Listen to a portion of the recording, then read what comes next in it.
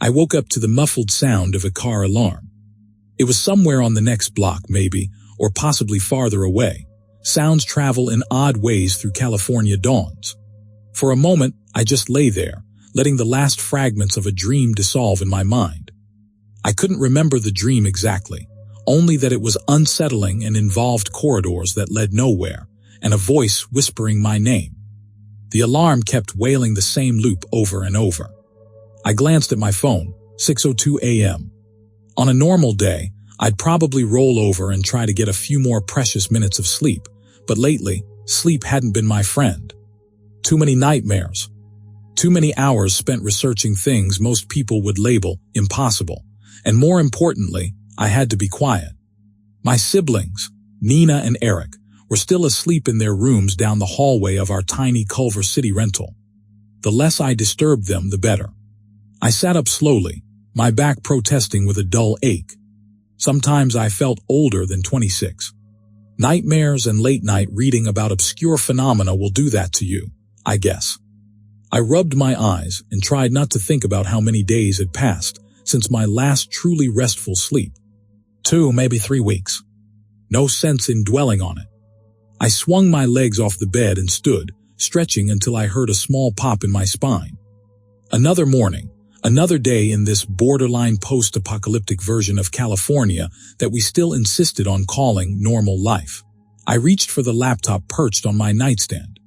The screen came to life, revealing the tabs I'd left open: unexplained phenomena, sinister auditory hallucinations, mysterious bell sound in rural California towns, multiple witness accounts. Is it transformation or mass hysteria? Experts are divided. I closed the third tab quickly, not wanting to see it again. The pictures alone were enough to make my stomach twist. People who looked almost human but not quite, their eyes sunken, their limbs elongated in disturbing ways. I flicked through the other tabs, scanning the text I'd read at least 4 times. My phone buzzed with a notification. The lock screen displayed a local news alert about more unexplained occurrences near Anaheim. It didn't mention the bell or the transformations, but I knew what it was. Everyone who followed these stories knew. But so many people still refused to believe it. We're not dealing with folklore anymore, I thought, half bitter, half terrified. This is real. I shut my laptop and tucked it away in the drawer. Then I made my way to the kitchen, mindful of the squeaky floorboard just outside Nina's door. Our place was modest, a small living room that connected to a narrow kitchen, 3 cramped bedrooms, 1 bathroom with ancient plumbing. It wasn't much, but it was ours, at least until the rent went up again. Some part of me yearned to run, to get away from California entirely, away from the rumors of tall, lanky creatures that roamed the highways and back roads at night, ringing that damn bell. But we had nowhere else to go. And if my research was right, and it usually was, these incidents were spreading, not shrinking. In the kitchen, I flicked on the light. The bulb hummed to life, bathing the walls in a sickly yellow. I filled the kettle with water for coffee, setting it on the stove with as little noise as possible. Once it was going, I checked the windows. It had become a habit, checking the locks, peering through the curtains to see if anything was out there. The sky was a mix of pink and gray. All I saw were a few empty cars parked along our street, some trash bins toppled over from the wind, and a stray cat skulking near the corner. No sign of anything inhuman. I let out a breath. Of course, it was too early for that. The bell usually came at night, according to the accounts. But it doesn't hurt to be careful, I reminded myself. The kettle whistled and I jumped, heart racing. My nerves were shot. Once I'd steadied myself, I prepared a quick pour-over coffee, the darkest roast we had. Nina liked sweet coffee with tons of cream and sugar. Eric preferred tea, but I needed something that tasted like tar just to feel awake. A few minutes later, I was sipping from a steaming mug, scrolling through the newest headlines on my phone. Emergency alert in Northern California. Residents advised to stay indoors after sunset. Hospital reports surge in patients with auditory hallucinations. Governor's office denies quarantine rumors. I exhaled slow.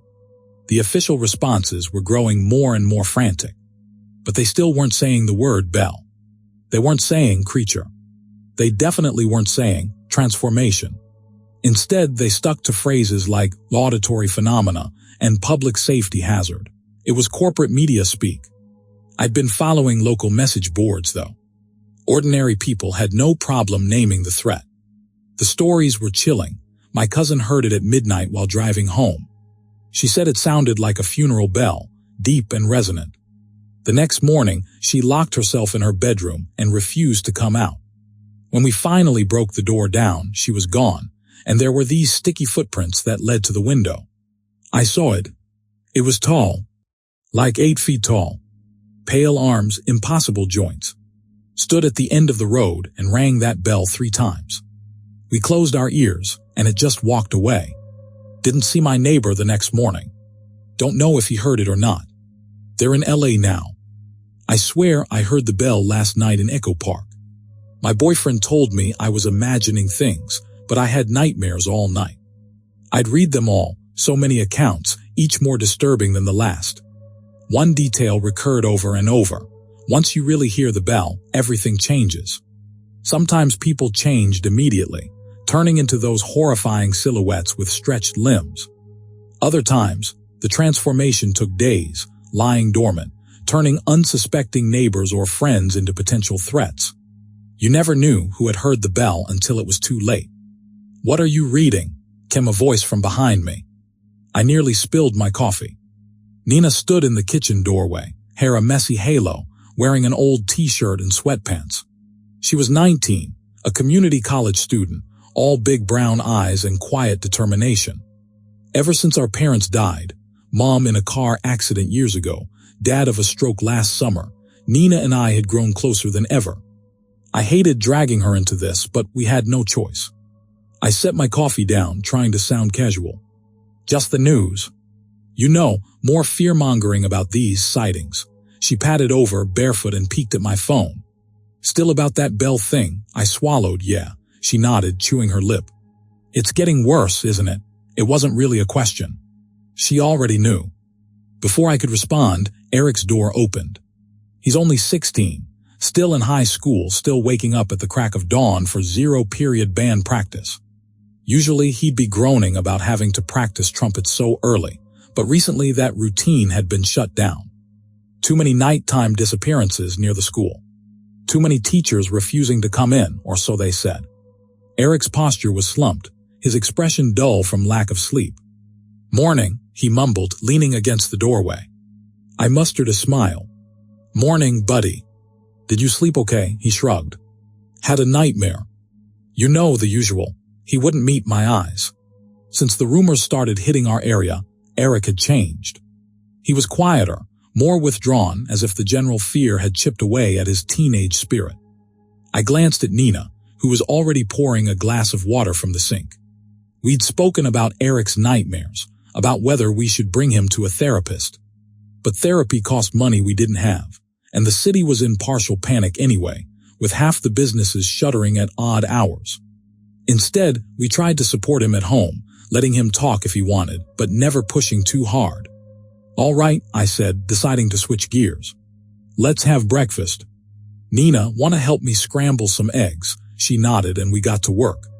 Mundane tasks can be a comfort, even in a world that feels on the edge of unraveling. I focused on whisking eggs, listening to them sizzle in the pan. Every now and then, I'd glance at Eric, who stared out the window with an expression I couldn't decipher. Nina teased him about his hair, trying to lighten the mood. He almost smiled, which I considered a small victory. For a few minutes, we just existed in that quiet bubble, siblings in the early morning, making jokes about bad bedhead, ignoring the looming shape of fear outside. Our quiet was shattered by a sudden chime from all our phones at once. An emergency alert. The harsh tone made Nina drop her spatula. Eric nearly jumped out of his skin. I dug mine out of my pocket and saw the text in big, bold letters. Emergency alert. A possible paranormal threat has been reported in this area. All residents are advised to stay indoors after nightfall. If you hear a bell, cover your ears immediately. My heart hammered. They'd never used the word paranormal before in the official warnings. That was new. And the explicit mention of the bell. That was also new. Nina looked at me, alarmed. Eric's eyes were wide. I tried to steady my voice. Okay, so they're finally acknowledging it. That's something. I wasn't sure if it was good or bad.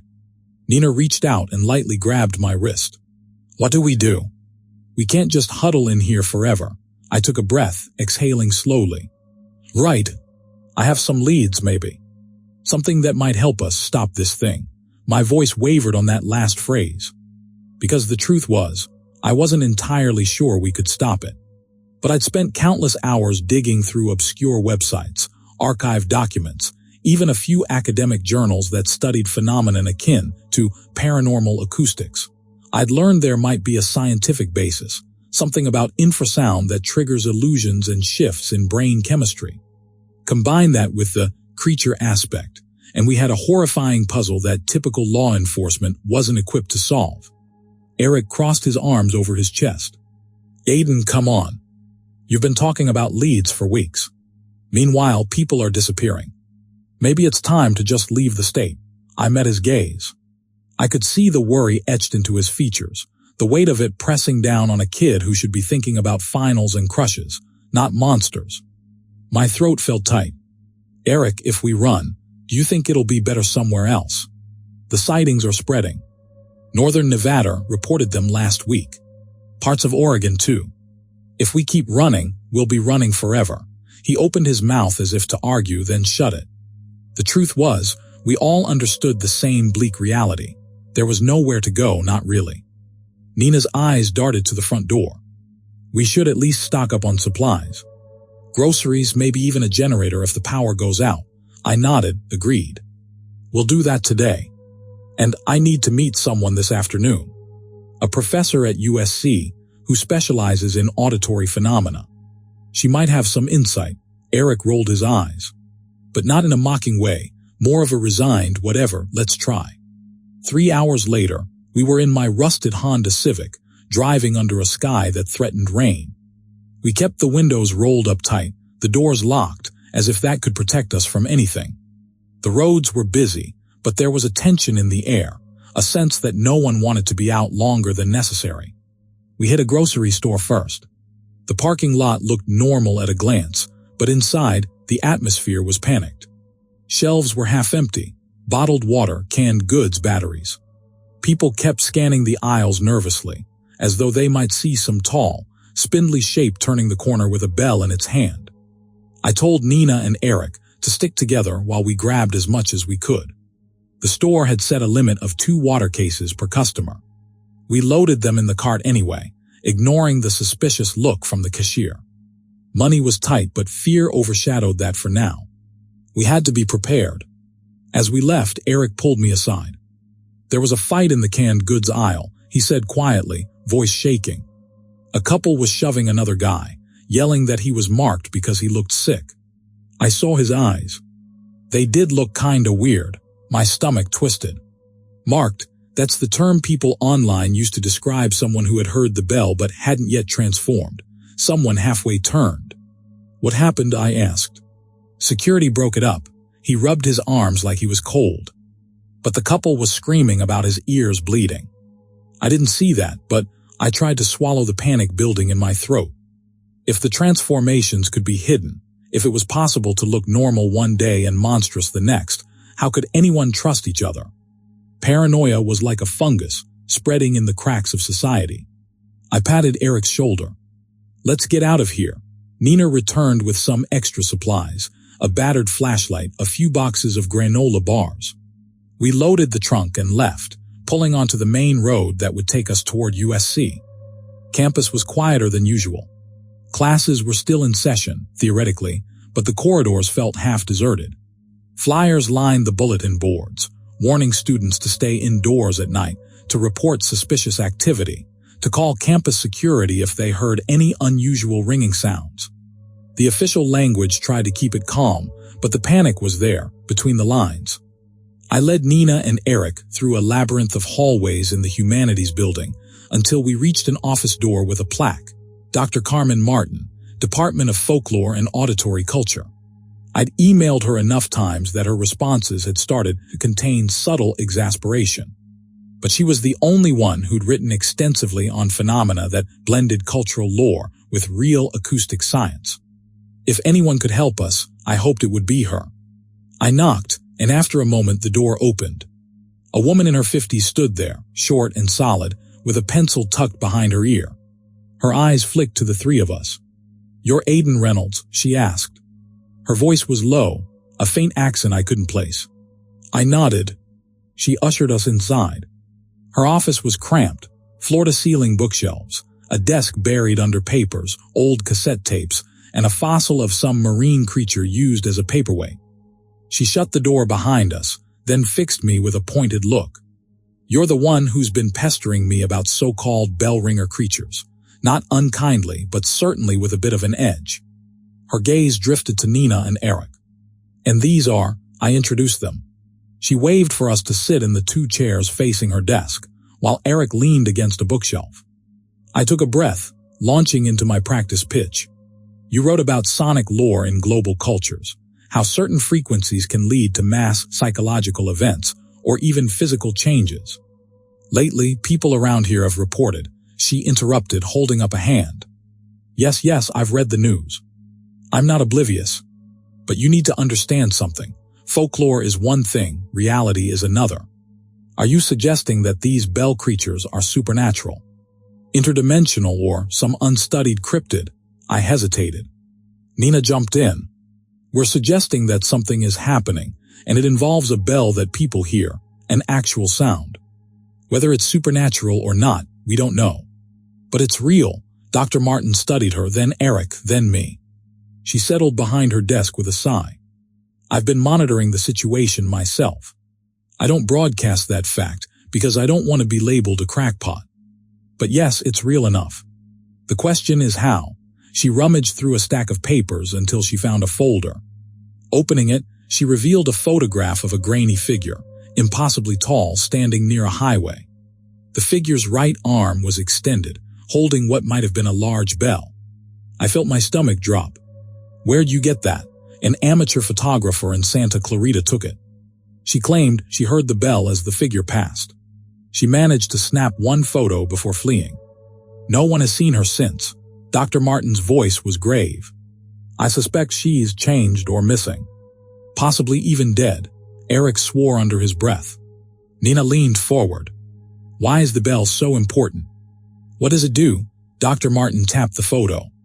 "In certain cultures, bells are used to ward off evil spirits. Think about how in southeastern ceremonies, bells chase away malevolent forces. In other cultures, bells summon spirits or beckon the dead. Sound can be protective or destructive. We suspect the creature's bell resonates at a frequency that affects human biology. Possibly it's rewriting something in our brains or activating some dormant. Well, that's where my knowledge ends. Is there a cure? I asked, voice taut. A way to protect yourself if you hear it. She let out a slow breath. Folk remedies say plugging your ears with wax, wearing special earplugs, or playing louder music might help. But from the accounts I've seen, if the bell's resonance hits you at full force, it doesn't matter if you cover your ears physically. The sound can travel through bones, skull vibrations. Once it resonates within you, it can cause, transformations. I clenched my fists. So we're all doomed if it rings near us. Not necessarily, she gave a faint shrug. Some survivors claim partial hearing loss. If you can reduce your auditory range enough to avoid the frequencies, maybe you can be spared. Others claim there's a psychological component. If you believe you're immune, or if you fight it somehow, you can stave off the transformation. But it's complicated and unproven. I stared at the photograph again. A wave of hopelessness washed over me. Dr. Martin must have sensed it, because she reached over and tapped a pen on the table. Listen, there might be ways to fight back. People have tested devices that emit counter-frequencies, designed to interfere with infrasound. The government might be working on something similar behind the scenes. Nina perked up, so maybe if we get the right equipment, we can block it or cancel it out. That's a theory, yes, Dr. Martin said. But there's more immediate danger. These creatures can show up anywhere, ring the bell and vanish. It's not just about the sound, it's about their presence too. They're not mindless illusions. They strategize, and worst of all, they exploit fear. My mind flashed to the repeated warnings online. They'll ring the bell, and you won't see them until it's too late. I cleared my throat. What do we do in the meantime? Her face softened. Stay indoors at night. Don't travel alone. And if you hear the bell, even once, do everything you can to block it out, physically and mentally. Don't let its resonance settle in you. Some people say humming your own tune or forcing yourself to think of something else can help. But I can't guarantee anything. We thanked her. On our way out, she offered me a stack of photocopied pages, research on infrasound and ancient legends. Use this, she said quietly. There might be something you can piece together that I've missed. Her eyes flicked to Eric and Nina. Keep each other safe. Then she shut the door, leaving us in the silent corridor. The ride home was tense. We barely spoke, except for Nina reading off some notes from Dr. Martin's papers. Words like psychogenic triggers, limbic system hijacking, and accelerated mutation floated through the car, making my gut clench. We were dealing with something beyond our understanding, some intersection of biology, acoustics, and perhaps something else entirely. Once we got home, we started hauling supplies inside. Nina taped thick blankets over some windows. Eric tested the old battery-powered radio, rummaging for extra flashlights. I sat at the kitchen table, scanning Dr. Martin's notes, trying not to let panic paralyze me. If some monstrous creature appeared tonight, rang its bell in our street, would we really be able to stop the sound? That question gnawed at me as daylight slipped away. By the time the sun was setting behind the palm trees, we transformed the house into a fortress of sorts, windows covered, doors double-locked, towels stuffed under cracks, a box of earplugs placed on every table. It felt paranoid. But was it paranoid if the threat was real? Eric flipped on the TV. Most channels were running the same emergency broadcast. A grim news anchor advised everyone to remain inside from dusk till dawn. Another crawl along the bottom read, if you hear the bell, cover your ears immediately. Report any transformations or suspicious behavior to authorities. The words felt cold, almost clinical. Nina and I exchanged looks. How many people had already changed? How many were out there, hiding the early signs?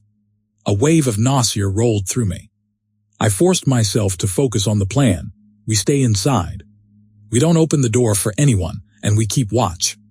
Night descended, casting shifting shadows across the living room. We positioned ourselves on the couch, lights off except for a single lamp. Nina tried to distract Eric with a card game, but his eyes kept darting to the window. I stayed near the front door, one hand on the doorknob, listening. I hated the waiting, the emptiness of it. My mind conjured images of that tall, lanky shape wandering the street, quietly raising the bell, about to strike it against something, maybe an unseen mallet. Or maybe it just swung from the creature's wrist, forging a deep, resonant tone that traveled through walls and bone and blood. Stop, I told myself. Don't let fear paralyze you. Around midnight, my phone buzzed. Another alert. Multiple sightings reported in the greater Los Angeles area. Stay indoors, shelter in place. My heart pounded. Nina took a shaky breath. Eric turned off the TV entirely, like silence might help us hear something coming before it was too late. Minutes crawled by, turning into an hour, then two. The house was deathly quiet, except for our breathing and the occasional distant siren. I was starting to let out a small sigh of relief, wondering if maybe we'd escape the bell tonight, when suddenly I heard it. A faint clang, clang. Clang. It was distant yet distinct. Not a church bell. This was deeper, more resonant, carrying a sinister echo that made my skin prickle. Nina's eyes went wide. Eric froze, card in hand. I pressed a finger to my lips, motioning for them to stay quiet. Clang, clang, clang. Louder this time. It was moving down the street, maybe a block or two away, a creeping approach. My mind raced, remembering what Dr. Martin said. The bell's resonance might be unstoppable if you hear it up close. We had to do something, but what? Nina gestured frantically to the earplugs on the table. We scrambled, stuffing them into our ears. The world muffled instantly. My heart thundered. I could still hear the dull pulse of that bell, like hearing bass through a wall at a concert, a heavy thrumming that rattled my teeth. Eric hissed in pain, pressing his palms to his ears even with the plugs in. Clang, clang, clang. Now it sounded like it was right outside. I forced myself not to look out the window. A slow dread filled me. Don't open the door, I reminded myself, don't look. But the urge to peek was almost overwhelming. What if I see it standing there, tall and pale under the streetlight, the bell in one hand beckoning us to come out? Suddenly, the front doorknob rattled. I nearly jumped out of my skin. Nina grabbed my arm, her breath shallow. The knob rattled again, harder. Then, we heard a voice, so faint with the earplugs that I could barely discern the words. I thought it said, "Help, please open." I shook my head. It's a trick. The creature, or maybe someone partially changed, was trying to lure us out. That's how they operated. Eric looked at me, eyes pleading, but I motioned for him to stay put. A moment later, the door started banging. Boom, boom. I clenched my jaw, panic rising. The bell was still ringing outside, slow and methodical, and now something, or someone, was trying to break in. I signaled to Nina and Eric. We run to the back. They nodded, terror in their eyes. As quietly as we could, we crept toward the hallway. But halfway there, the front window shattered. Glass rained onto the living room floor. Nina stifled a scream. Eric dropped his deck of cards in shock. My chest tightened. They're coming in. The lamp flickered, casting wild shadows. I saw a shape by the window, tall, impossibly long-limbed with a gaunt face. It was almost featureless, just dark hollows where eyes and a mouth should be. In one elongated hand, it gripped a bell, black, tarnished, the handle molded into some bizarre shape. It lifted the bell, swung it, and even through the earplugs, I felt the sound reverberate in my bones. I nearly doubled over as my vision swam. Beside me, Nina fell to her knees, hands clasped over her ears. Eric stumbled backward, knocking over a chair. We needed to escape now. I forced myself to move, grabbing Nina's arm. The creature slid through the broken window with uncanny fluidity, contorting its body. My mind screamed that it shouldn't be able to bend that way. It was like watching a spider crawl through a crack. Eric scrambled for the baseball bat we kept under the couch. His hands shook so badly, he could barely grip it. Meanwhile, the creature stepped onto the living room floor, which was covered in shards of glass. Its bare, pale feet, did it even have toes, didn't flinch at the debris. I yanked Nina upright. We started to retreat down the hall. The creature swung the bell again, and a wave of pressure hit me. It was like a quake inside my skull. I gasped, staggering against the wall. My earplugs did almost nothing. A flicker of movement as Eric lunged, bat raised. He slammed it into the creature's midsection. The sound was dull, like hitting a bag of wet sand. The creature barely wavered, then it turned those hollow eyes onto Eric. My brother froze, transfixed. For a second, I thought he was a goner. Then Nina let out a raw scream, like a battle cry, and hurled a heavy flashlight at the creature's head. It glanced off the thing's shoulder, but the distraction was enough for Eric to break away. Go now, I shouted, my voice muffled to my own ears. We raced down the hall. I heard the creature following, its limbs scraping the walls. The bell clanged again. Every nerve in my body sang with pain. We reached the back door and slammed into it. The door was locked. My shaking hands fumbled with the bolt. Behind me, Nina was panting, tears streaking her face. Eric clutched the bat like it was the only thing tethering him to reality. Finally, I wrenched the door open. We stumbled into the backyard, night air chilling our sweat-drenched skin. The creature's silhouette appeared in the hall behind us, the bell raised high. I pushed Nina and Eric out. Run now, I mouthed, not even sure if they heard me. We tore across the yard, hopped the fence into the neighbor's yard. The bell ringer followed, stooping to squeeze through the doorway, its gaunt shape lit by the moonlight. I expected it to ring the bell again, to send another wave of agony through us, but for a moment it just stood there, head cocked, like it was deciding if we were worth the chase.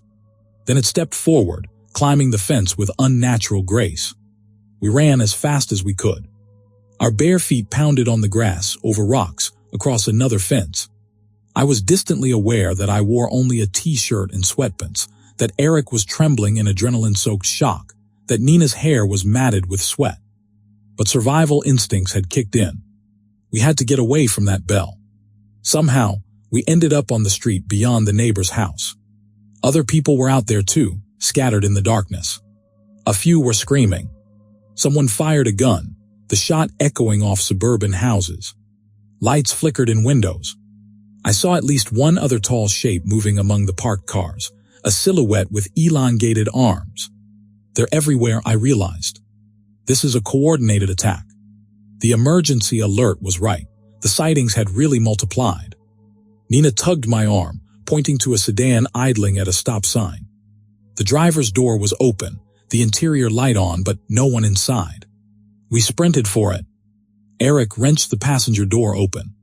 The keys were in the ignition. Why would someone leave it running? Probably they'd heard the bell and panicked, fleeing on foot. Or possibly they changed. We piled in. I fumbled the gear shift. The engine roared. Nina slammed the door as Eric leaned out to pull it shut. In the rearview mirror, I saw the bell ringer slip through the street, scanning left and right. When its hollow eyes landed on our stolen car, my blood went cold. It lifted the bell. "Duck quickly," I shouted. We all hunched down. The clang rang out, even more powerful than before. The windshield cracked, spiderwebs forming across the glass as if the sound itself had shattered it. My head felt like it was splitting open. My vision blurred. I pressed the gas pedal. The car lurched forward. I drove blindly for a few seconds, trying to blink away the pain. My ears rang with aftershocks. Nina sobbed, pressing her palms to her ears. Eric screamed something I couldn't hear. The car swerved, almost hitting a parked SUV. I forced us straight and sped down the block, away from that monstrous figure. We didn't stop until we were a mile away, near a closed strip mall. I pulled into the parking lot and turned off the engine. My hands trembled so badly I could hardly grip the wheel. For a moment we just sat there panting. My head throbbed. Nina moaned softly, tears tracking down her face. Eric clutched the bat in the backseat, as if that could ward off everything. The adrenaline left my body, and I thought I might faint. Finally, I turned to them. "Are you hurt?" My voice sounded distant to my own ears, like I was underwater. Nina shook her head, though her expression was haunted. Eric nodded once, swallowing hard. I don't think so. But what about the house? He didn't need to finish. Our home, our safe place, was compromised. The bell ringer had found us. Maybe more would come. If we went back, would we even survive the night? "We'll figure something out," I whispered. We sat in that parking lot, watching the darkness, listening for the bell. It was quiet now, except for the far-off sirens and occasional screams that drifted across the city. Los Angeles, already chaotic on normal days, had become a war zone of fear. After a few minutes, I forced my brain to work. "We can't stay here. Let's find somewhere else, maybe a public building or a shelter." The radio said they were setting up safe zones. Eric slumped back. "Do you even know where one is?" I hesitated. The news broadcast earlier mentioned something about designated evacuation points. The forum I followed had rumors about people gathering at an old stadium, or city hall, or a school turned into a fortress. But it was all unconfirmed. Nina, voice shaky, said, "What about the rec center on Overland?" "That's not far." I remember seeing an alert about it being used as a shelter. It was a shot in the dark, but we had nothing else. "Okay, let's try it." I started the car again. The cracked windshield made it hard to see, but we didn't dare get out to fix it. We drove slowly through streets littered with debris, trash cans knocked over, abandoned cars, front doors left wide open. A few times, we spotted movement, someone running across a yard or crouching behind a mailbox. Other times, we saw shapes too tall and gangly to be human. I pressed the accelerator whenever that happened, my pulse hammering. At a stop sign, we glimpsed a figure standing under the flickering streetlight. We cut the headlights just in case. The shape was 7 or 8 feet tall, thin beyond reason. It held the bell at its side. It didn't move, didn't ring. Just stared at the intersection. A wave of nausea rolled through me. The monsters are multiplying. Nina sucked in a breath. Go, go, go. I did, creeping through the intersection without turning on the lights. The creature slowly turned its head toward us, as if hearing the engine. My stomach flipped. Then it lifted the bell. We were halfway down the next block by the time the clang reached us, mercifully faint. Still, my bones vibrated. The rec center came into view, a large, single-story building with a chain-link fence around the parking lot. Normally, kids would play basketball there. Tonight, the lot was dark, the building lit only by a single flickering fluorescent inside. A big sign taped to the entrance read, "Shelter. Doors lock at 10 p.m. It was well past that, but we prayed they might let in stragglers. We parked, hearts pounding. Nina clutched a flashlight. Eric gripped the bat. I stuffed a fresh pair of earplugs in my pocket, just in case. We approached the entrance carefully, scanning for movement. I knocked on the heavy metal doors, but there was no answer.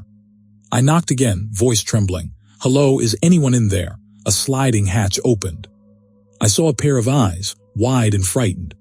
We're closed, a man's voice hissed. Please, I begged. We have nowhere else to go. He seemed to hesitate. Then the hatch slid shut, and I heard muffled voices inside. A minute later, locks clicked. The door opened, revealing an older man with disheveled gray hair. Behind him stood two others, both holding makeshift weapons, a pipe and a broken table leg. The older man studied us, gaze flicking to the bat in Eric's hand. Are you normal? His tone was both desperate and suspicious. I put my hands up. We're not changed, if that's what you mean. We covered our ears when we heard the bell. I pulled out my earplugs as proof. He nodded slowly. Come in. Quickly, we entered. The interior smelled of sweat and fear, reminiscent of a storm shelter after days of flooding. A few dozen people sat on folding chairs or cots scattered around the large, multipurpose room. Someone had rigged portable lights, but half the building was in shadow. I saw families, older folks, a couple of little kids huddling with blankets. The older man locked the door behind us. I'm Robert, this is Manny and Christine. The others nodded. We're doing the best we can here, but it's chaos. Eric exhaled in relief. Nina looked around, eyes darting to each corner. Robert gestured for us to set down any weapons. We complied, though Eric was reluctant to part with the bat. Robert assured us, no one's coming in here if we can help it. We do guard rotations. We found a spot along the wall to settle. Some volunteers offered us water and a couple of protein bars. It felt surreal, like we were refugees in a disaster movie. As soon as we had a moment to breathe, Nina leaned against me, exhausted. Eric prowled the edges of the room, still shaking with adrenaline as if he couldn't calm down. People traded stories quietly.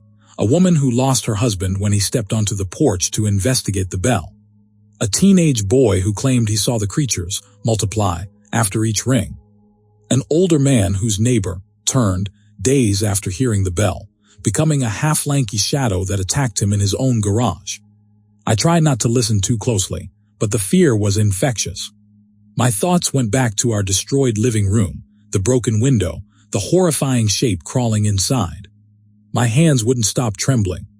Eventually, a volunteer brought us a few thin blankets. Nina curled up on one, head on my lap. Eric slumped against the wall, eyes open but distant. I was so tired, but I was afraid to sleep. Afraid that if I closed my eyes, I'd wake to see that pale creature standing over me, bell raised for a final strike.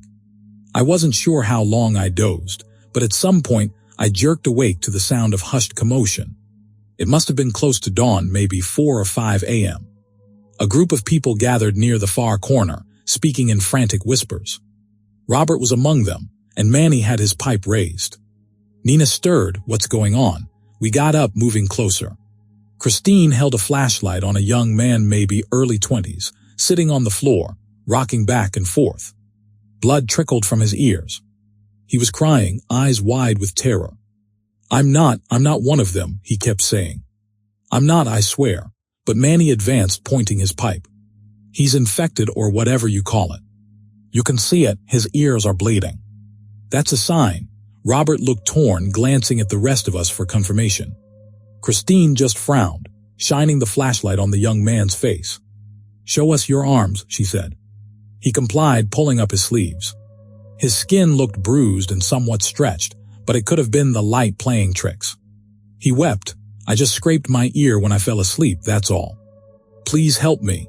Nina gripped my hand, horrified. I could see it in her eyes. This is how paranoia rips us apart. Manny raised the pipe. "We can't take chances. He might ring that bell from the inside. He might transform and kill us all." My heart pounded. "Stop," I blurted, stepping forward. "He's begging for help. We can't just murder him without proof." Manny turned on me, eyes wild. "Then what do you suggest we do, huh? Wait until he turns. Let him slaughter kids in their sleep." Robert put a hand on Manny's shoulder. "Easy. We can't let fear make us into monsters too." He looked at me, uncertain. "We don't have a test for who's turning. We've seen signs. Ear bleeding, elongated fingers, black veins around the eyes. By the time you're sure, it's too late," the young man sobbed. I'm just exhausted, please. You can lock me in another room, just don't kill me." A heavy silence fell. Then Manny spat on the ground, disgusted. "Fine, put him in the storage closet. If he's still normal in a few hours, let him out. But if he changes," he trailed off, a grim expression finishing the sentence. Robert and Christine exchanged looks, then nodded. Christine helped the young man to his feet, guiding him to a small storage closet at the back of the building. He went willingly, still pleading his innocence. They shut the door, locked it from the outside. And we all stood there, hearts pounding. The entire crowd had witnessed this. A few families clutched each other, children whimpering softly. A man cursed under his breath, pacing. Manny threw one last glare at the closet, then stalked away. Nina looked at me, her face pale. "This is crazy," she whispered. "What if he's telling the truth?" I didn't have an answer. My stomach churned with guilt. This is what the bell does, I realized. It doesn't just transform people physically.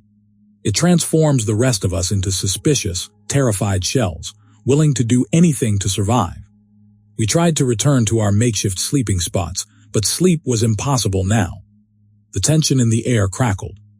Robert assigned Manny and a couple of others to guard duty, walking the perimeter of the building with flashlights, checking windows. Around 6 a.m., dawn light started creeping through the cracks in the covered windows, giving the rec center a cold, gray illumination. I was sitting with Nina and Eric, trying to muster the energy to plan our next move, when screams erupted near the front entrance. Everyone jumped up. Robert dashed toward the noise, Manny on his heels. I grabbed the bat from Eric, letting him keep a flashlight. Nina followed behind me, fear shining in her eyes.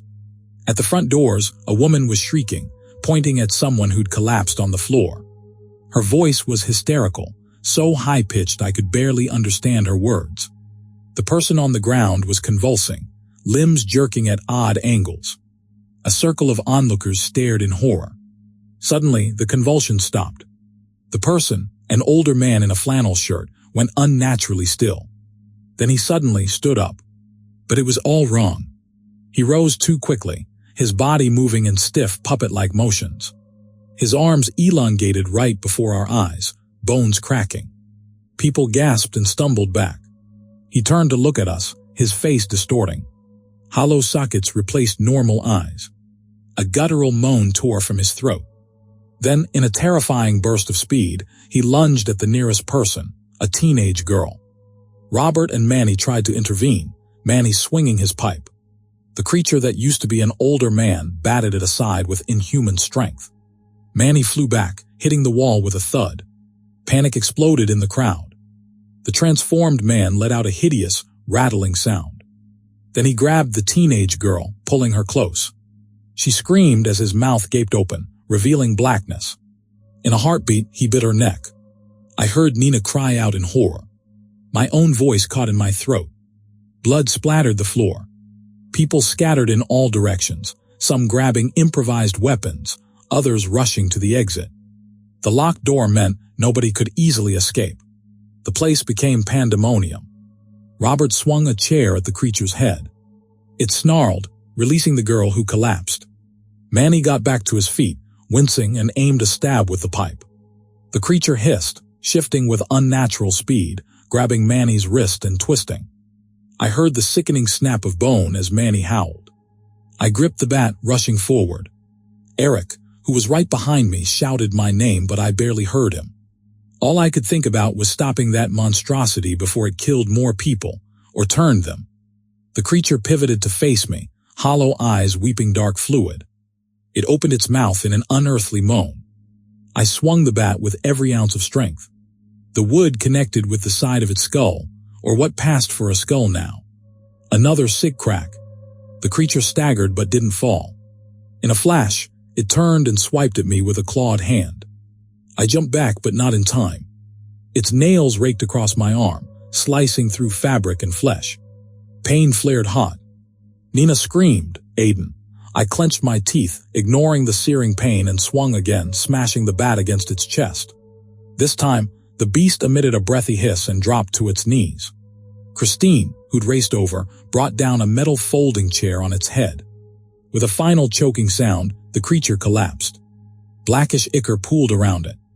My lungs burned, heart pounding. The entire room was in disarray, people crying, backing away. Manny lay on the ground, moaning, his arm bent unnaturally. The teenage girl was unconscious or worse, blood staining her shirt. The creature lay motionless, still horrifyingly contorted. Eric reached me, eyes wide with terror. "Oh God, your arm." He pressed a rag to the wound, trying to stop the bleeding. Nina hovered, pale-faced. Robert stumbled over, panting. We gotta help the injured." His gaze flicked to Manny, then to the teenage girl. "Oh Jesus, I'll help," Nina said, her voice trembling but resolute. She grabbed a first aid kit from a table and ran to the girl's side. Robert followed. I stared at the monstrous corpse, my bat slick with dark fluids. My arm throbbed. I felt tears burning my eyes, but I pushed them down. This was real. People were dying. People were turning. And we were stuck in the middle of it. Suddenly, I heard frantic pounding from the back of the building. The storage closet. Eric's eyes darted to me. We'd forgotten about the young man they locked up. What if he was telling the truth? Without waiting, we rushed over. A small crowd had gathered, looking unsure. "Should we open it?" someone asked. Another hissed, "What if he's changed too?" The pounding continued and we heard muffled cries. "Let me out, please." Robert's voice carried across the room. "Open the door carefully." I approached, heart racing. Another volunteer unlocked the closet with shaky hands. The door swung open, revealing the young man cowering in the corner, tears streaming down his face. He looked at all the blood, the dead creature, Manny's twisted arm. What the hell happened? The crowd parted, uncertain. Christine stepped forward. "He doesn't look changed," she said quietly. Manny was in too much pain to protest. A swirl of guilt and shame rippled through the group. The young man glared, fury in his red-rimmed eyes. "You locked me up, and for what?" His gaze landed on Manny's broken arm and he spat. "Serves you right. You gotta understand," someone else tried to say. "We were scared."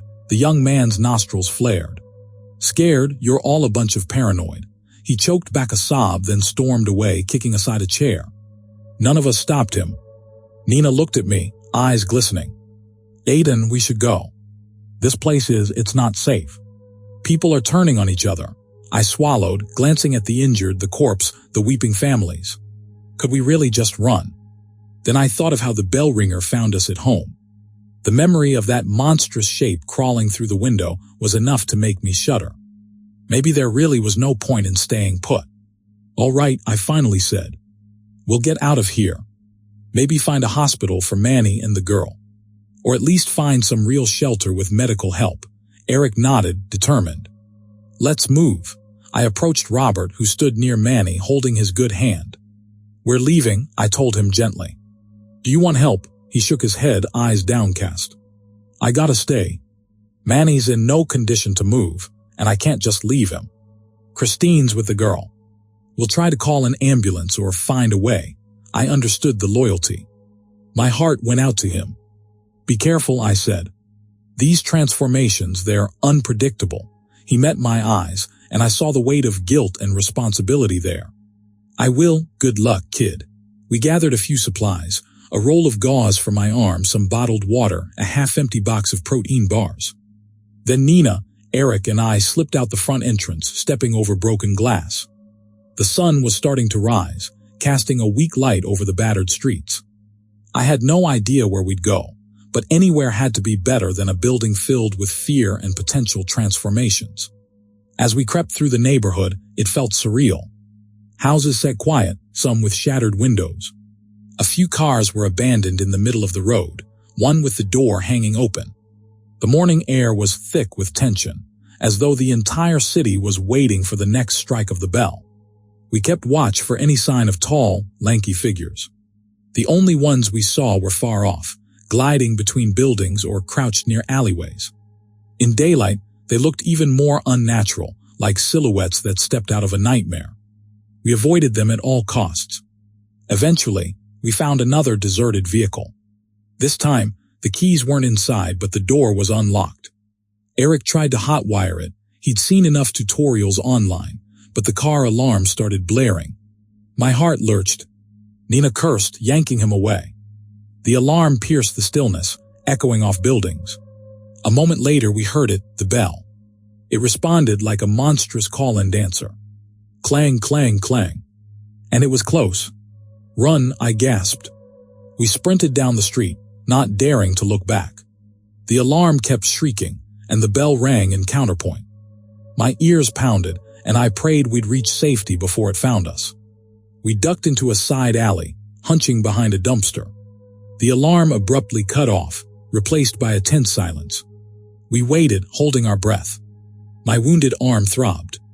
Nina rubbed my back, trying to steady my shaking. Eric clenched his jaw, knuckles white around the flashlight. The bell rang again, faint this time as if moving away. I let out a slow breath of relief. Let's keep going, I whispered. We need a car that runs or some shelter with other survivors. We crawled out of the alley, scanning the street. That's when we spotted a group of people at the corner, a makeshift barricade of overturned trash cans and a truck. They looked armed, each holding something, a crowbar, a shotgun, a baseball bat. My heart tightened. Were they friend or foe? Eric raised a hand tentatively, calling out, "Hey, we need help." They froze, weapons up. A middle-aged woman with short, curly hair stepped forward, leveling the shotgun. "Stop right there," we did, raising our hands to show we weren't threats. Nina cleared her throat. "We just escaped the rec center. It was overrun. We're not infected or changed." One of the men eyed us suspiciously. "Any of you have bleeding ears or strange limbs?" I shook my head, motioning to my bandaged arm. I was scratched while fighting one of them, but I'm not turning, I swear. They muttered among themselves. The woman with the shotgun lowered it slightly. "All right, come closer," slowly. We approached, and I could feel their tension like a live wire. They parted enough for us to step behind the barricade. A battered pickup truck was parked sideways, presumably to block the street. Another SUV had been placed at an angle, forming a partial blockade. It was a rudimentary attempt to keep out the bell ringers, or those changed. Nina spoke gently. "Thank you, we just want to find somewhere safe. Is there a hospital open or a police station?" The group exchanged bleak looks. The woman sighed. "My name is Gina. This is my block. We tried to keep these things out last night, but it's not easy. We've heard the hospital is at capacity with injuries and transformations. Police are scattered, dealing with chaos all over. As for safe places, not many." Another person, an older man with a ragged coat, cut in. "We heard there's a National Guard perimeter near downtown. They might have real defenses. But it's a trek." We looked at each other. Downtown was easily 10 miles away, maybe more. Traveling that far on foot in a city crawling with creatures sounded like suicide. But a National Guard perimeter might be our only shot at real protection. Eric bit his lip, glancing at me. "We can't stay here forever. Those things will come." Gina grimaced, her voice dripping with frustration. "We've already lost 2 men. The rest of us are trying to hold out until we figure a better plan. If you want to go downtown, maybe we can help you get a car." My heart lifted. "You have a working vehicle?" "Yeah." "Mine. She nodded at a minivan parked behind the barricade. By midday, we were on the road again, this time in Gina's minivan. It had a half tank of gas and a trunk filled with supplies. Nina rode shotgun, a city map spread across her lap. Eric sat in the back, shotgun at the ready, though he looked pale at the idea of actually firing it. My bandaged arm ached with every turn of the steering wheel. We took side streets, avoiding main roads blocked by wrecks or military checkpoints. The sky was a dusty gray, smog mixing with the residue of fear. Occasionally, we heard the faint clang of a bell in the distance, each time sending shivers through us. We tried the radio, but most stations broadcast static or looping emergency alerts. Cell service was spotty, too many towers overwhelmed or offline. The city felt half abandoned, half riotous. A few times, we saw crowds looting grocery stores, not maliciously but out of desperation. Once, near an overpass, we passed a police cruiser that was riddled with bullet holes. The officers were nowhere to be seen. A hush lingered over everything, like the city was holding its breath, waiting to see who would survive the night. We pressed on toward downtown, following the rumor of a National Guard perimeter. If we could just reach them, maybe we could regroup, find real safety. Maybe they had a strategy to neutralize the bell ringers. A counter-frequency device, I remembered Dr. Martin mentioning. A few blocks from our target, a makeshift barricade forced us to stop. Military trucks blocked the street, uniformed figures pacing behind them. Relief flooded me. We jumped out, raising our hands, shouting we were civilians seeking safety. The soldiers, maybe 6 of them, raised rifles, barking orders to keep back. "We have supplies," Nina yelled, holding up her hands. "We have medical kits and water, we want to help." They exchanged glances, then a tall soldier in full gear approached, scanning us up and down. I noticed a large device strapped to his back, like a specialized radio with a weird dish. "You're not infected?" he asked curtly. We all shook our heads. "We've seen them, but we didn't. We're not turning," I said. He glanced at my bandaged arm. I lifted it carefully. "Scratched but not by the bell." "Not directly," he considered, then motioned us forward. "We'll have to scan you with the audio disruptor." "Step this way," we followed, uncertain. Another soldier held a handheld scanner that emitted a low hum. They passed it over each of us, the hum changing pitch near my wound. My heart lurched. Was it detecting something? But after a moment, the soldier nodded to the tall man. "They're clear enough for now, sir." "Okay," said the tall soldier. "Welcome to the perimeter, such as it is. I'm Captain Alvarez. You can park your van over there." He led us behind the trucks, revealing a few tents and a cluster of survivors. The area was ringed by sandbags and concertina wire. Beyond that, I saw the skeletal outlines of downtown skyscrapers, smoke rising from some, windows blown out of others. Eric swallowed hard. "What's happening here?" Alvarez's expression was grim. "We're holding the line. The creatures, whatever they are, don't like our disruptors, at least not in large numbers. But they're out there, on the streets picking off people." "It's a war of attrition now," Nina asked. "Is there a plan to stop them?" He hesitated. "We're working on it. We have scientists at a secure facility trying to build a stronger counter-frequency system. One that could neutralize the bell's effects. Meanwhile, we're evacuating who we can." I exhaled, relieved. "At least someone's trying." He nodded. "Meanwhile, we're triaging injuries. We can use the supplies you brought. You might have just saved lives." We spent the next few hours unloading the minivan, distributing water and medical kits to the National Guard medics. They ushered us to a small tent, gave me better bandages for my arm. Nina helped them patch up other refugees, while Eric assisted with shifting crates of gear. It felt good to do something positive, to be part of a cause larger than our own survival. As evening approached, the soldiers reinforced the perimeter. Alvarez told us the creatures got bolder at night. The disruptors would be set up, creating a sonic bubble of sorts. He said it wasn't perfect, but it was better than nothing. Nina and Eric looked exhausted. We found a corner of the camp by a warming barrel, sipping on MRE coffee that tasted like burnt rubber. I watched the sunset's glow reflect off empty skyscrapers. The city was unrecognizable. Just as the orange light faded to purple, a soldier sprinted up to Alvarez, shouting, "Sir, reports of multiple bell ringers converging from the west. They might be coordinating." My blood ran cold. Alvarez cursed under his breath, then barked orders to his team. The perimeter erupted in activity, soldiers taking positions, refugees herded behind barriers. Nina grabbed my arm. "We can't fight an army of those things." Eric's face went pale. "Should we run?" I shook my head. "No, the disruptors might hold them off. And we have nowhere else to go." We crouched behind a sandbag wall, the shotgun ready. Soldiers with rifles scanned the darkening streets through night vision goggles. The disruptors, large devices with satellite-like dishes, hummed, sending a faint tremor through my chest. Captain Alvarez paced, radio crackling with frantic updates. Then we heard them. This time there were multiple bells, ringing in discordant unison, forming a macabre symphony that slithered into my ears.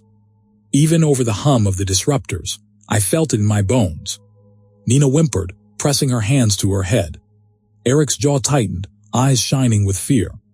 Dark shapes appeared at the edges of the floodlights, tall figures, moving in jerky, unnatural motions. Each one clutched a bell. Some were missing chunks of flesh, half decayed.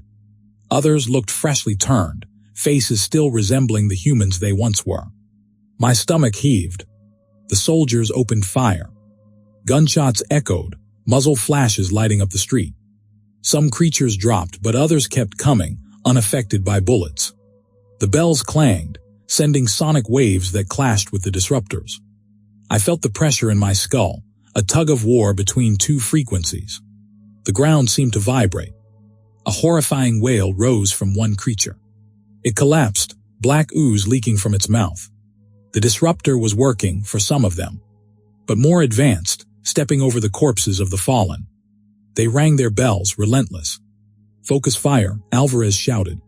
The staccato of gunfire intensified. Another wave of creatures emerged from a side street, flanking the perimeter. Soldiers spun, shots cracking the night. My ears rang, everything a dizzying swirl of sound and muzzle flash. Suddenly, one of the disruptor units sputtered, sparks flying from its generator. I saw a creature leap forward with unnatural speed, striking a soldier who was trying to repair it. The soldier screamed, then went silent in a gurgle of blood. The disruptor died. Instantly, the bell's wave intensified in that sector, and more creatures poured in. Alvarez yelled, "Pull back. Fall back to the second line." People scrambled, dragging supplies and wounded. Nina clutched my hand, fear wild in her eyes. Eric reloaded the shotgun with shaking hands. As the perimeter crumbled, I caught sight of a massive creature, taller than the rest, spindly arms ending in bony claws. It held a massive iron bell, etched with symbols that seemed to writhe in the flickering light. It swung the bell once, a thunderous sound that rippled through the air. Soldiers collapsed, clutching their heads. Windows shattered in nearby buildings. The street trembled under our feet. I let out a choked cry as the vibrations rocked my skull, my vision flashing red. Nina fell to her knees, Eric toppled sideways. In a haze, I saw the monstrous leader step closer, accompanied by lesser bell ringers. Captain Alvarez tried to fire at it, but his bullets only slowed it momentarily. The massive creature turned those hollow eyes on him. Alvarez screamed, dropping his rifle as if his mind was being torn apart. I struggled to stand, grabbed Eric's shotgun. My arm felt numb. I aimed at the creature, blinking tears from my eyes. But before I could pull the trigger, it turned to me, and its gaze locked onto mine. The bell rose. I instinctively covered my ears, but the next clang reverberated through my chest. I tasted blood. My vision blurred. For a second, I thought I saw the world tilting. This is it, I thought, despair crashing over me. We can't win. But then, a new sound cut through the chaos, like a piercing, high-pitched tone that collided with the bell's frequency. One of the bigger disruptors must have rebooted. The leader staggered, letting out a guttural snarl. Alvarez, half-dazed, managed to crawl to a control panel, flipping switches. The ring of the bell sputtered, overshadowed by that unholy feedback squeal. "Fire now," A soldier yelled and half a dozen rifles unloaded into the creature.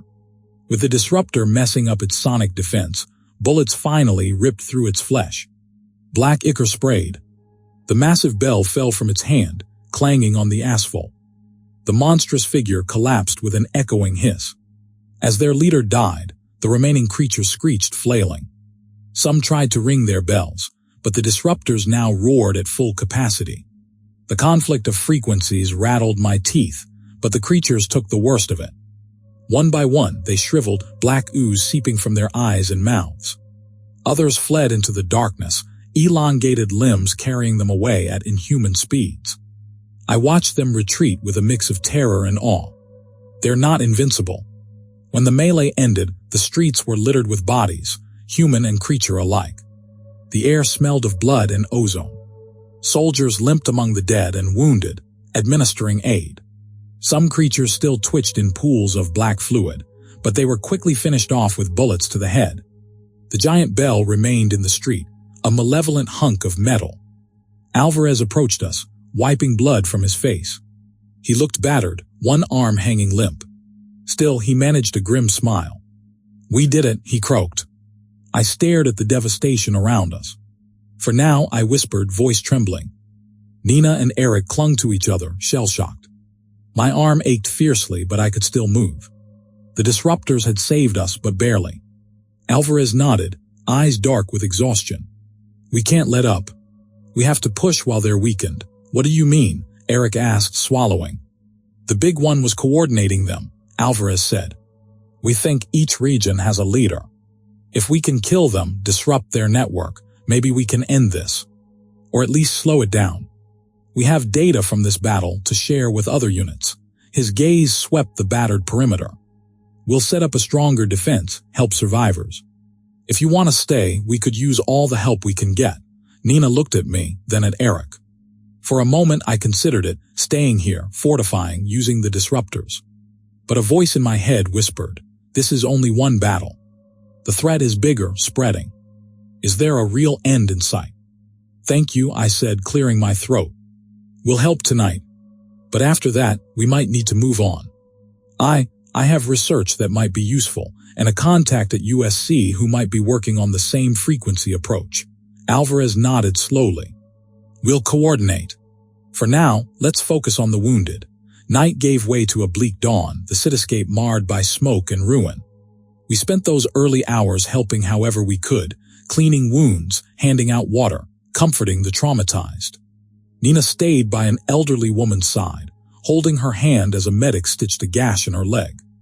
Eric assisted a soldier with the disruptor repairs, learning how the system worked.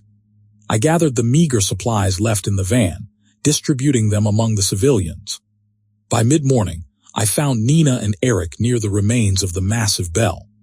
It lay half-submerged in a pothole, coated in black sludge. Soldiers kept a wide berth from it, some snapping photos or taking samples. The metal was carved with cryptic symbols that hurt my eyes if I stared too long. Nina shuddered. "I don't ever want to hear that sound again." Eric prodded the bell with the shotgun barrel, grimacing. "What is that writing?" I recalled Dr. Martin's suggestions about ancient cultures, the power of certain frequencies. I had no direct answer. "Something old," I said, "and dangerous. But we survived it once. We can do it again." They nodded, though fear still haunted their faces. We turned away from the bell. The morning sun glinted off the cracks in the streets, highlighting the city's brokenness. Yet people were alive, soldiers, families, even a few children. They endured, battered but breathing. We regrouped near the command tent, where Alvarez was reviewing a battered laptop. Satellite images flickered on-screen, showing clusters of red dots scattered across the map, possible bell ringer sightings. Some areas were thick with them, a plague across the state. Others seemed clear. Alvarez pinched the bridge of his nose, letting out a weary sigh. "Do you have any updates?" I asked. He glanced up.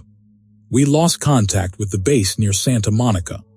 It's been overrun, apparently." His expression hardened. "We're setting up fallback positions, but we need time. Every time we kill one of their leaders, 2 more appear elsewhere." I felt the weight of that truth. Nina laced her fingers through mine, leaning her head on my shoulder. Eric stared at the map with grim determination. He was only 16, but his eyes looked older now. In that moment, my phone buzzed. Weak cell service, but enough for a text message to come through. I pulled it out, heart skipping. It was from Dr. Martin. Just a single line, found a possible solution. Need you at campus lab ASAP. Bring everything you have. My breath caught. A solution. Could that mean a permanent counter frequency? A way to neutralize the bell? I looked up at Nina and Eric. We have to go back to USC. They exchanged a glance. Nina took a deep, steadying breath. Then that's what we'll do. Eric nodded, half smiling despite the terror. We've come this far. I turned to Alvarez, explaining. We might have a real chance to stop this, or at least figure something out. Dr. Martin has been studying these phenomena. He frowned, clearly torn. We need all hands here. But if you can find a permanent fix, Nina bit her lip. We'll come back. Or we'll share whatever we learn. Alvarez exhaled. Fine, I'll have a soldier escort you to the edge of our territory. After that, you're on your own. We packed quickly, grabbing the last supplies from the minivan. Before we left, Alvarez handed me a small device, a pocket disruptor prototype. Limited range, limited battery, he said, but it might buy you a minute or two in a pinch. Thank you. I slipped it into my backpack, feeling a spark of hope. Minutes later, we were driving away from the perimeter, following a military jeep until it dropped us off near a half-collapsed freeway overpass. The soldier saluted and turned back, leaving us alone on the ragged streets. Ahead lay the path to USC. Danger, yes, but also the faint promise of a cure, or at least the next step toward salvation. As we navigated around rubble and wrecked cars, the sun climbed higher, illuminating the devastation. But it also illuminated us, 3 siblings still breathing, still fighting together. Nina glanced at me, eyebrows knit with determination. We'll get through this, right? I tightened my grip on the steering wheel. We have to. Eric from the back seat leaned forward. You think Dr. Martin can really fix it? Stop the bell from transforming people? I didn't answer immediately. My mind swirled with possibilities. The transformations, the monstrous leaders, the primal power of that sound. Could a single professor in a half-equipped lab truly solve this nightmare?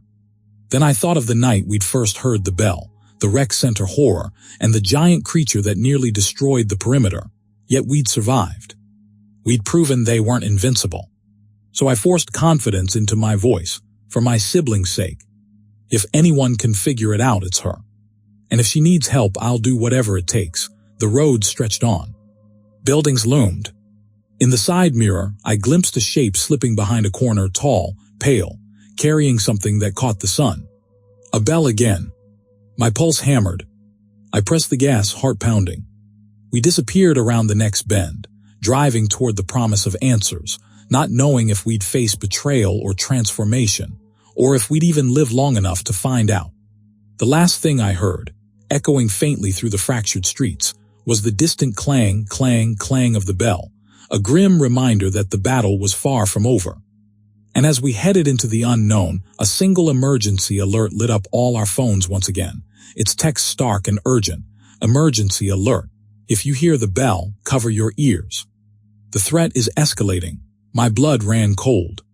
I glanced at Nina, at Eric, and then back at the road. We drove on, hearts in our throats because there was nothing else to do. That's the end of today's story.